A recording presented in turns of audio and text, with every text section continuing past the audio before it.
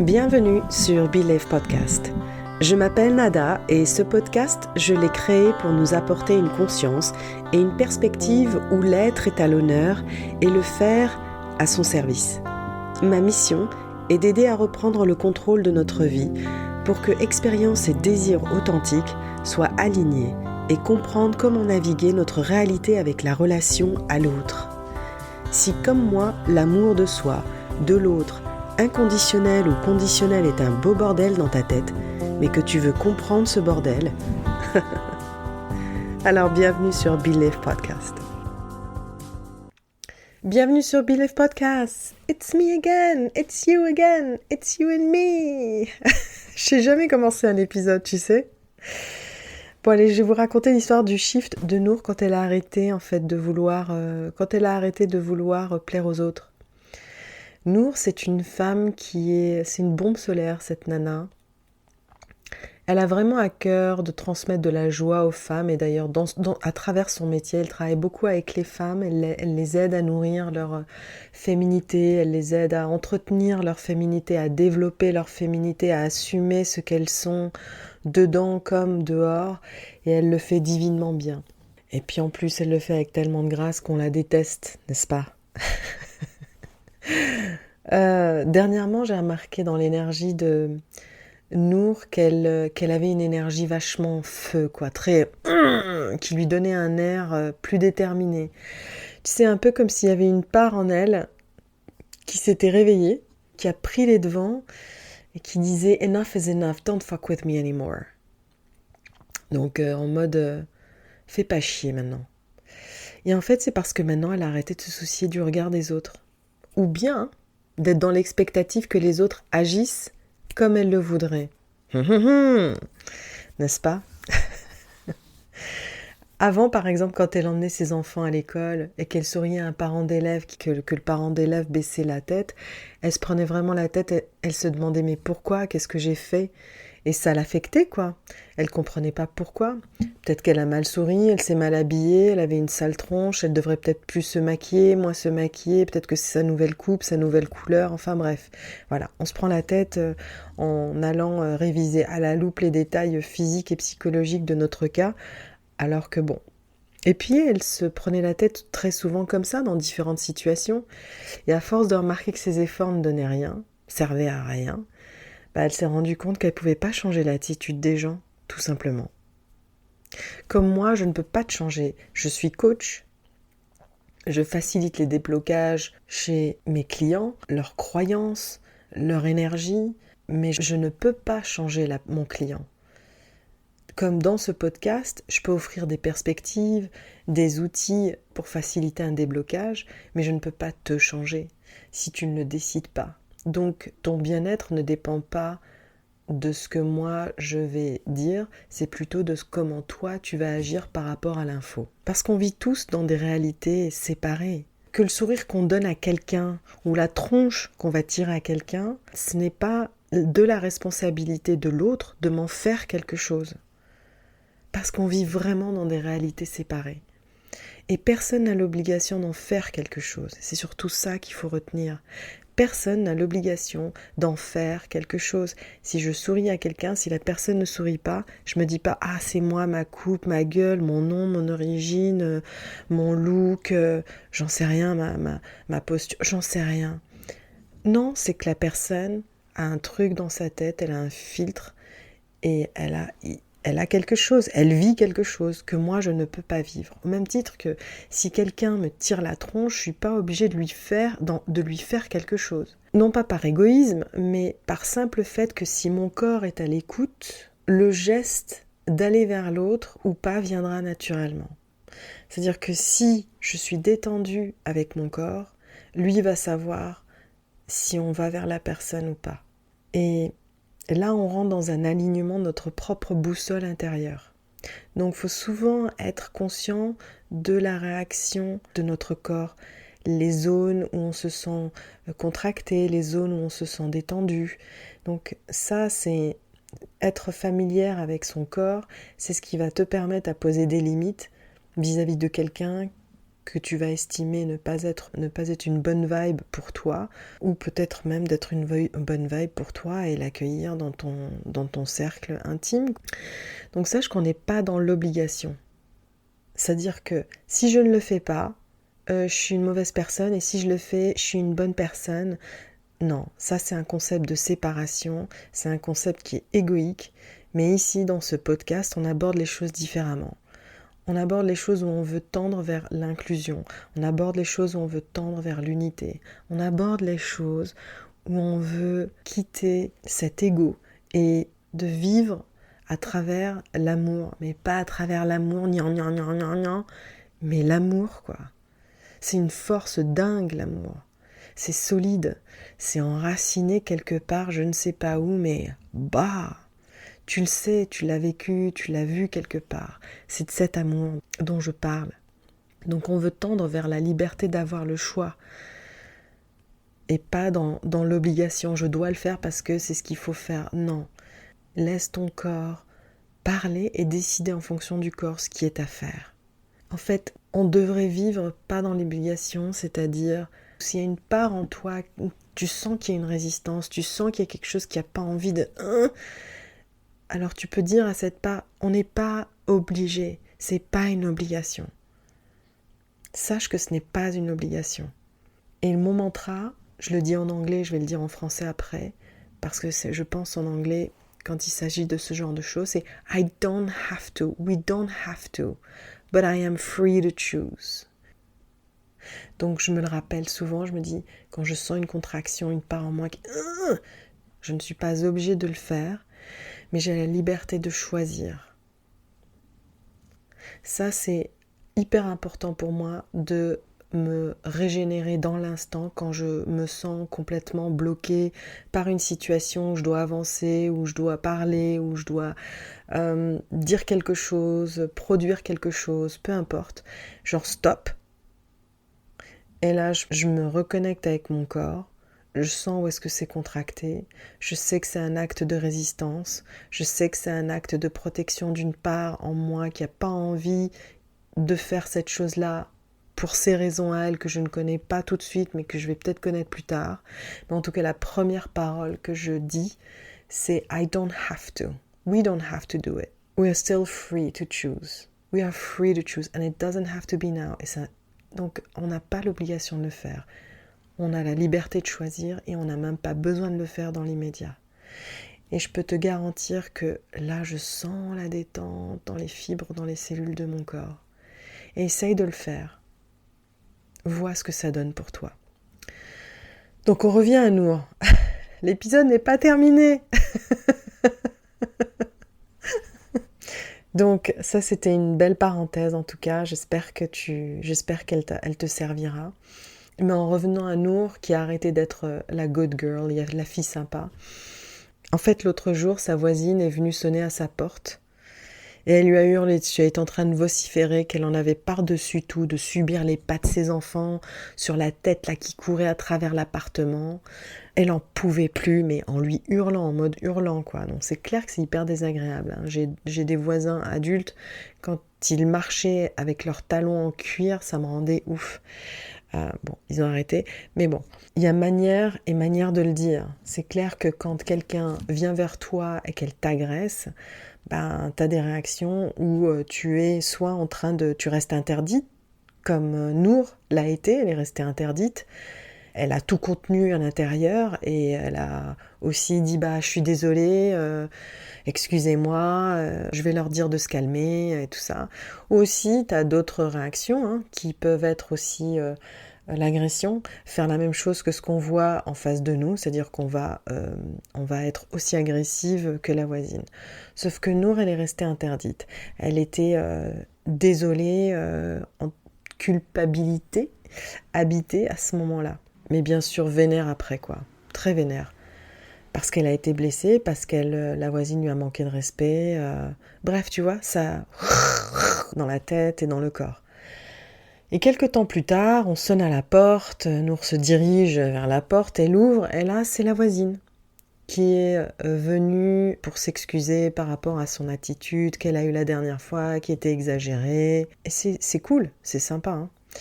Chose que Nour a acceptée, mais tu sais, cette fois, elle n'a pas fait comme d'habitude. Non. C'est-à-dire quoi, comme d'habitude? Minimiser la situation en disant non, mais c'est pas grave, c'est ok, vous savez, hein, il y a des jours où on n'est pas dans l'humeur, et puis c'est vrai que les enfants courent beaucoup, ça peut arriver, vous inquiétez pas, c'est humain, dadadi, et dadada. Je suis certaine à 100% que tu as déjà vécu ça, comme Nour, parce qu'on a toute une Nour en nous. Cette fois, elle s'est contentée d'écouter, juste d'écouter, hein, et de recevoir les excuses comme un bain de soleil. C'est-à-dire qu'elle n'était pas en train d'anticiper sa réponse, genre une écoute active pour justement préparer sa répartie, donc être dans l'hypervigilance. Non. Là, elle a écouté ce qu'elle avait à dire. Et quand elle a écouté les excuses, comme je disais, là, comme un bain de soleil, en fait, ce qu'elle a fait, c'est de l'espace. Elle a décidé de d'étendre son corps en même temps que sa voisine lui parlait, et en se mettant en écoute libre. Elle a décidé de recevoir de la considération. Parce que tu sais quoi, ça c'est humain aussi. Et en général, quand on est la good girl, on se préoccupe pas de recevoir, il faut donner, donner, donner. Et là, elle a shifté. Et elle a décidé, ouais, je mérite des excuses. Donc comme je disais tout à l'heure, parce que si on ralentit un peu son ras-le-bol, il aurait pu se transformer en agressivité et d'être en reflet avec sa voisine, en mode œil pour œil, dent pour dent. Ou alors carrément pas répondre, regarder par le trou de l'œil d'Adam. L'œil d'Adam? Je sais plus comment on appelle. L'œil de bœuf. L'œil d'Adam. L'œil de bœuf. Et ne pas répondre. Non. Elle a décidé en fait d'accepter les excuses. Et tu sais quoi, ça lui a fait un bien fou. Mais un bien fou de recevoir ces excuses. Tu sais pourquoi? Parce que pour la première fois, elle a permis à la part en elle qui se sentait blessée par cette agression d'entendre des excuses sans minimiser l'impact de l'attitude de la voisine. Oui, elle a abusé. Oui, elle a été incorrecte. Oui, elle a été odieuse. Parce que plus on est dans la réalité, plus la réponse est juste. Notre réponse intérieure, elle est juste. Versus, plus on nie la réalité, on essaye de l'arranger, on essaye de la modeler, eh bien on est en mode survie. C'est-à-dire qu'on va être soit agressif, soit dans la fuite, soit dans le fawn, F-A-W-N, la gentille fille, la good girl, celle qui va dire c'est pas grave, qui va être très absente en fait vis-à-vis d'elle-même, quoi. Celle qui ne veut pas faire de vagues, de peur d'être mal vue, celle qui ne veut pas être jugée ou qui a peur d'être jugée, en faisant des entorses majeures à sa vraie personnalité, de peur de se confronter, peut-être, à une violence verbale qu'elle a peut-être vécue avant, il y a longtemps, directement ou indirectement. Ça peut être une dispute, assister à une dispute violente de ses parents, ça peut être assister à une dispute violente dans la rue, tout dépend de la sensibilité de l'individu qui reçoit, qui observe, et du corps, quoi, hein. Et qu'elle ne veut absolument plus revivre cette même scène parce que c'est beaucoup trop, c'est too much, c'était too much à l'époque. Et ça reste ancré dans le corps, comme ça, figé. Et le corps, il se dit pas, oh, c'était avant. Il a toujours l'impression que c'est maintenant. Il y a juste le présent, en fait, qui compte. Nous, on peut créer un concept de passé et de futur, mais le corps, il n'est pas dans le passé ni dans le futur, il est dans le présent, hein, quand il agit.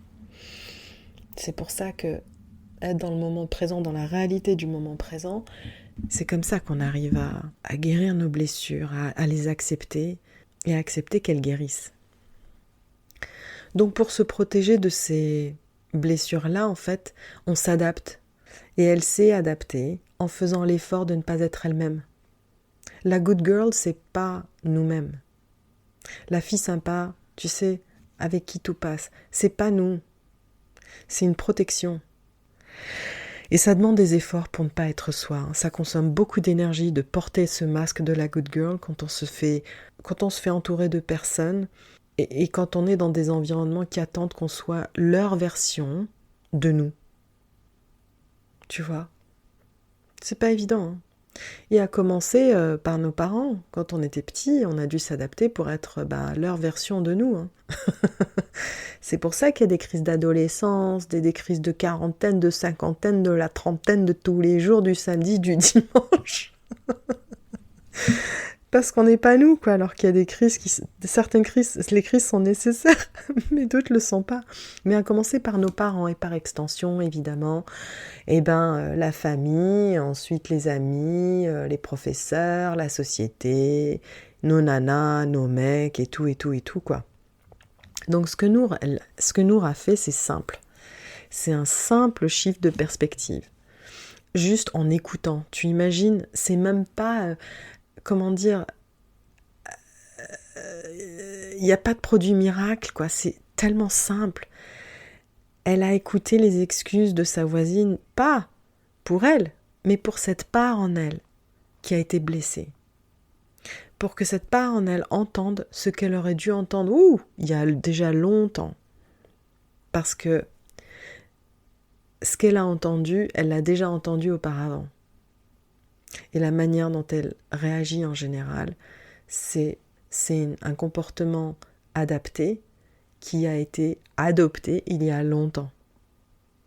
Et cette fois, le fait d'avoir décidé d'écouter et pas d'écouter activement pour anticiper, c'est comme si c'est la première fois qu'elle vivait l'expérience de l'excuse. Donc elle a permis à cette part en elle qui est blessée d'entendre pour la première fois l'expérience de l'excuse.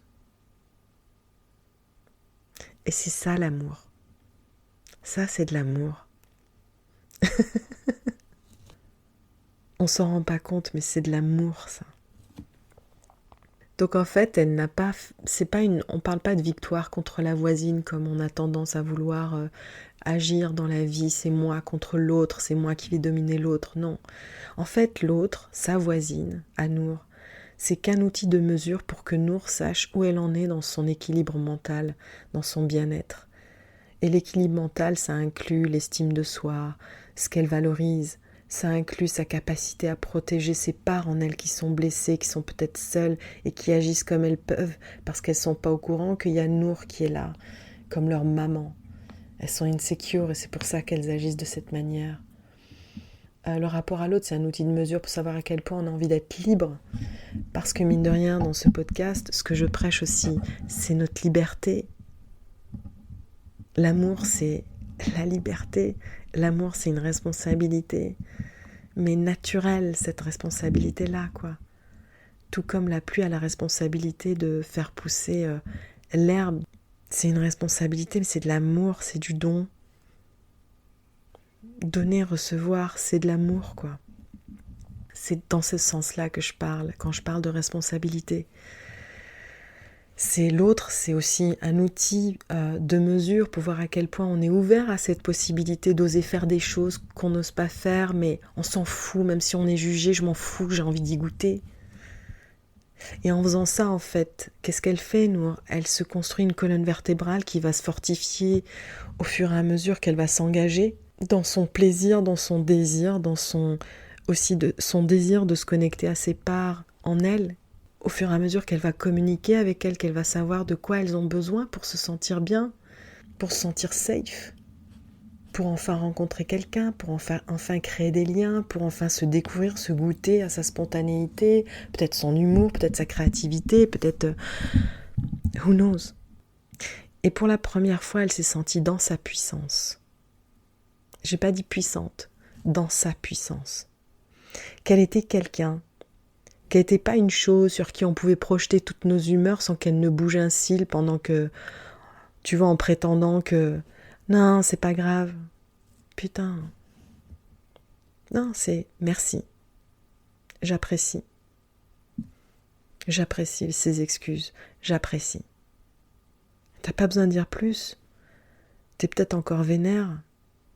Et tu laisses le process se faire, mais pas non, c'est pas grave.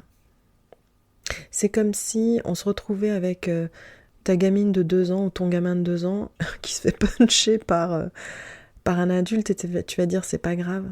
Mais tu plaisantes ou quoi? T'as envie de prendre ton Colt 45 et lui tirer dessus, certainement. C'est-à-dire, ouais, si vous avisez de faire ça la prochaine fois, je vous tue. T'as un peu cette attitude si c'est ton gosse. En tout cas, une personne que tu aimerais aimer par-dessus, que tu aimes par-dessus tout au monde. C'est kiff-kiff. C'est la même chose. Donc, tu vois, depuis, elle sait que c'est une nana super sympa, mais elle sait aussi comment poser des limites. Elle sait ce qui est important pour elle, pour maintenir cet équilibre mental.